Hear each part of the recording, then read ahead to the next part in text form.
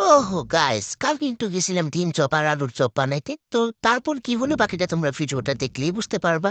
তো আলুটা ম্যাশ করার পরে যে এরকম স্টিকি স্টিকি হয়ে গেছে, তো এটা দিয়ে না যাবে ডিম চপ বানানো, না যাবে আলুর চপ বানানো। রোজা রমজানের দিনে ইফতারের আগে কি একটা অবস্থা বলো তো, মেজাজটাই আমার গেল গরম হয়ে। তো আমি তো আর ছেড়ে দেওয়ার বান্দাটা, আমার মাথার চায়না পুঁতি দিয়ে এটা কিভাবে ঠিক করলাম চলো তোমাদের সাথে শেয়ার করি। তো প্রথমে এখানে আলু চপের মধ্যে আমি যা যা দিই সবকিছু দিয়ে দিব। তো আমি এখানে আলু চপে সবসময় একটুখানি ভাজা চিড়ের গুঁড়াটা ইউজ করি, তো এটা দিলে অনেক বেশি ফ্লেভারফুল হয়। তো এটা যারা যারা দাও না তারা একবার দিয়ে খেয়ে দেখো, এটা কিন্তু অনেক মজা হয়। তো তারপর আমি পরিমাণ মতো লবণ আর বেশি বেশি করে এখানে চিলি ফ্লেক্স দিয়ে দিলাম, একটু ঝাল বেশি না হলে তো হয় না, বুঝো নাই। তো তারপরে তোমাদের পছন্দ মতো ধনিয়া পাতা বা পুদিনা পাতাটা ইউজ করতে পারো, তো আমি আর আজকে দিই নেই, কারণ এমনিতে এগুলা নিয়ে কাহিনী করতে করতে আমার অনেকটা টাইম পার হয়ে গেছে, এমনি ইফতারের টাইম হয়ে গেছে।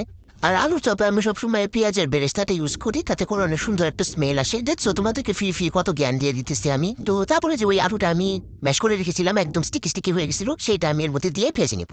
তো স্টিকি আলুটাকে যখন তোমরা তেল দিয়ে ভেজে নিবা তখন দেখবে অনেকটা এটা নর্মাল হয়ে গেছে। তো এটা দিয়ে সহজে এখন আলুর চপ বা ডিম চপ বানানো যাবে। কিন্তু সমস্যা এখনো শেষ হয়নি, এটাকে যখন আমি শেপ দিতে গিয়েছিলাম আলু চপ আর ডিম চপে, তখন আমার হাতে আবারও লেগে গিয়েছিল, তবে আগের থেকে অনেকটাই তুলনামূলক কম। তো এটারও একটা বুদ্ধি আছে। তো তারপর আমি এটা যখন শেপ দিতে গিয়েছিলাম তখন আমার হাতে যখন লেগে গেল, তখন আমি হাতে একটুখানি পানি নিই। তো হাতে পানি লাগানোর পরে এই আলু চপগুলো দেখো চেহারাটা এরকম হয়েছে। তো তারপরেও একটুখানি বানানো গেছে, না হলে সেটাও সম্ভব হতো না। তো তোমাদের যাদের এরকম প্রবলেম হচ্ছে তারা কিন্তু এই ট্রিকগুলো অ্যাপ্লাই করতে পারো। তো বাকিটা আমার আর ভিডিও করা হয়নি, কারণ আমারও একদম নাজেহাল অবস্থা এসব করতে করতে।